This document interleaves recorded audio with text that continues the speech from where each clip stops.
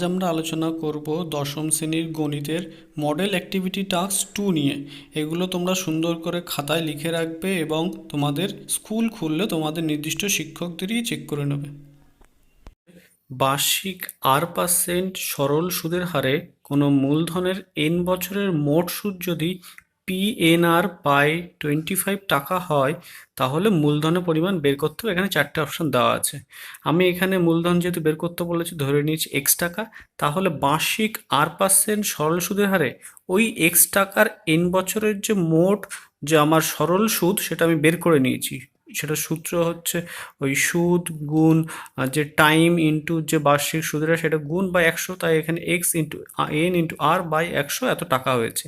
প্রশ্ন মতে এই যে সুদ যেটা দেওয়া আছে যে PNR বাই 25, তাই এখানে লিখে নিয়েছি এক্স গুণ এন গুণ আর বাই 100 সমান পি গুণ এন গুণ আর বাই 25। এক্সটা রেখে দিয়েছি বাদিকে, বাকি সব ডান দিকে নিয়ে কাটাকাটি করেছি। এন আর উপর নিচে কাটাকাটি হয়ে গেছে, 100 আর 25 কাটাকাটি করে 4 এসছে, গুণ করে এসছে 4p টাকা। তাহলে বেরিয়ে গেল মূলধন 4p টাকা, যেটা ছিল অপশান বি। এরপরে দুই দাগে বলেছে দুটি লম্ববৃত্তাকার চোঙের উচ্চতা বলে দিয়েছে 1:2, ভূমির পরিধি অনুপাত দিয়ে দিয়েছে 3:4। তাহলে তাদের আয়তন অনুপাত বের করতে বলেছে। এখানে ধরে নিয়েছি চোঙ দুটির উচ্চতার অনুপাত হচ্ছে small h is to capital H, আর চোঙ দুটোর ভূমির ব্যাসার্ধের অনুপাত ধরে নিয়েছি small r is to capital R. এখানে তাহলে small r is to capital H বলে দিয়েছে 1:2, সেটা লিখে নিয়েছি। তাহলে h by capital H equal to 1/2, এটা 1 নাম্বার দিয়ে রেখেছি। আবার যেহেতু ভূমির পরিধির অনুপাত দিয়েছে 3:4, ভূমির পরিধি অর্থাৎ বৃত্তের যে পরিধি, তাহলে 2 pi small R by 2 pi capital R, সেটা 3/4। এখান থেকে 2 পাই উপর নিচে কেটে গেলে তাহলে পড়ে থাকবে small R by capital R equal to 3/4। এটা 2 নাম্বার দিয়ে রেখে দিয়েছি। এবার যেটা বের করতে বলেছে চোঙ দুটির আয়তনের অনুপাত, সেটা সূত্র হচ্ছে pi capital small R square H is to pi capital R square capital H. তাহলে উপর নিচে লিখে নিয়েছি, দুপাশ থেকে এই পাইগুলো কেটে গেছে। তাহলে পড়ে থাকছে small R by capital R তার স্কোয়ার, আর small H by capital H এটা পড়ে থাকছে। এবার 1 নম্বর আর 2 নম্বরে যে small H by capital H সেটা ইউজ করেছি, আর এখানে small R by capital R সেটা ইউজ করেছি। এখানে ক্যালকুলেশন করলে চলে এসছে 9/32, অর্থাৎ তাহলে অনুপাতটা চলে আসলো 9:32। এটা তোমরা দেখে নিলে। এরপরে 2 দাগে দিয়েছে একটা বৃত্তের দুটো জ্যা দিয়ে দিয়েছি এবি আর এসি, যারা কিনা পরস্পর লম্ব। আমি একটা ও কেন্দ্রীয় বৃত্ত এঁকে নিয়েছি, যার এবি আর এসি দুটো জ্যা এঁকে নিয়েছি, তারা পরস্পর 90 ডিগ্রি লম্বতে আছে। এখানে এবি 4 সেমি বলে দিয়েছে, আর এসি বলে দিয়েছে 3 সেমি। বলেছে বৃত্তটির ব্যাসার্ধের দৈর্ঘ্য বের করতে, বৃত্তটির ব্যাসার্ধের দৈর্ঘ্য। এবার এখানে একটা জিনিস খেয়াল করেছি, এই ও কেন্দ্রীয় বৃত্তের যে এবি আর এসি এই যে দুটো যেহেতু পরস্পর লম্ব, অর্থাৎ বিএসি অ্যাঙ্গেল 90 ডিগ্রি, এই অ্যাঙ্গেলটা 90 ডিগ্রি।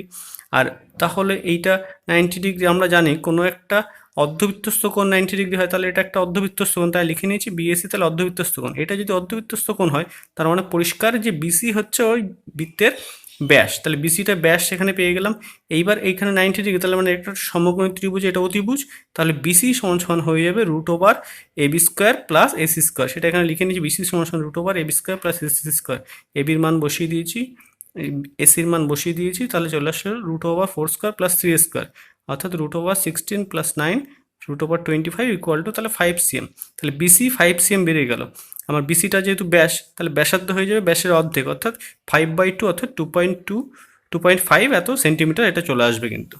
এরপরে 3 দাগে বলেছে যে কোনো মূলধনের 2 বছরের সরল সুদ ও চক্রবৃদ্ধি সুদ যথাক্রমে 8,400 টাকা এবং 8,652 টাকা হলে মূলধন আর বার্ষিক সুদের হার নির্ণয় করো। তাহলে 2 বছরের সরল সুদ বলে দিয়েছে 8,400 টাকা, তার এক বছরের সরল সুদ হয়ে যাবে তাহলে 8,400 ভাগ 2, অর্থাৎ 4,200 টাকা। এবার দেখে নিচ্ছি 2 বছরের চক্রবৃদ্ধি সুদ ও সরল সুদের পার্থক্য। 8,652 মাইনাস 8,400, অর্থাৎ 252 টাকা। তাহলে এই 4,200 টাকার, অর্থাৎ দ্বিতীয় বছরে তো সরল সুদে সেই 4,200 টাকা আবার আসতো, সেই 4,200 টাকার 1 বছরের সুদ, তাহলে এইটুকু যেটা এক্সট্রা সেটা আসছে ওই 4,200 টাকা প্রথম বছরে যে সরল সুদে পেয়েছিলাম, সেটা 1 বছর ধরে খেটে এই এক্সট্রা এই টাকাটুকু পেলাম সরল চক্রবৃদ্ধি সুদের ক্ষেত্রে। তাহলে 4,200 টাকা 1 বছরের সরল সুদ 252 টাকা।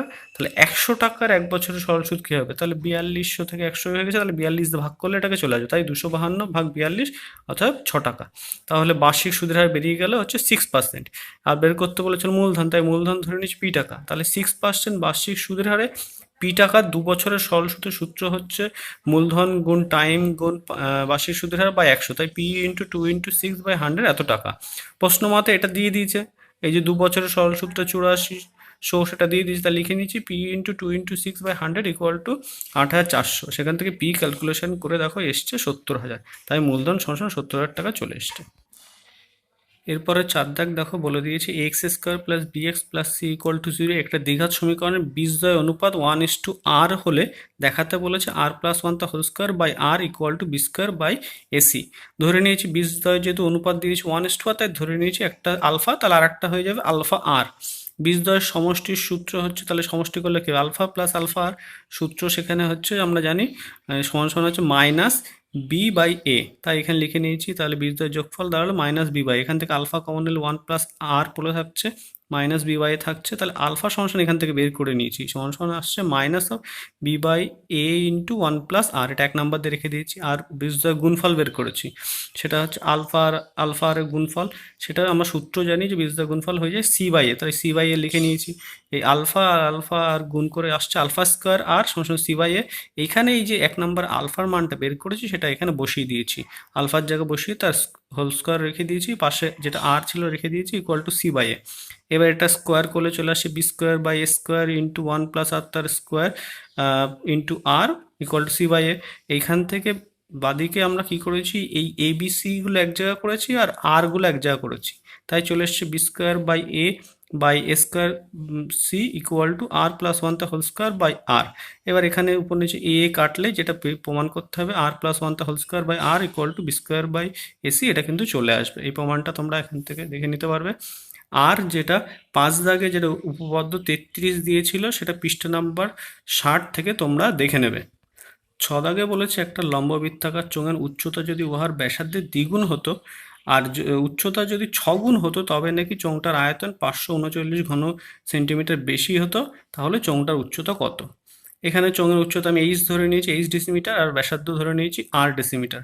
এবার যখন উচ্চতা দ্বিগুণ হতো ব্যাসার্ধের তখন এইচ ইকুয়াল টু তাহলে 2r হতো, তখন তাহলে চোঙের আয়তন দাঁড়াতো, আমরা সূত্র জানি পাই আর স্কোয়ার এইচ, সেখানে এইচ এর জায়গায় 2r বসিয়ে দিয়েছি, ক্যালকুলেশন করলে এসছে 2 পাই আর কিউব এত ঘন ডেসিমিটার।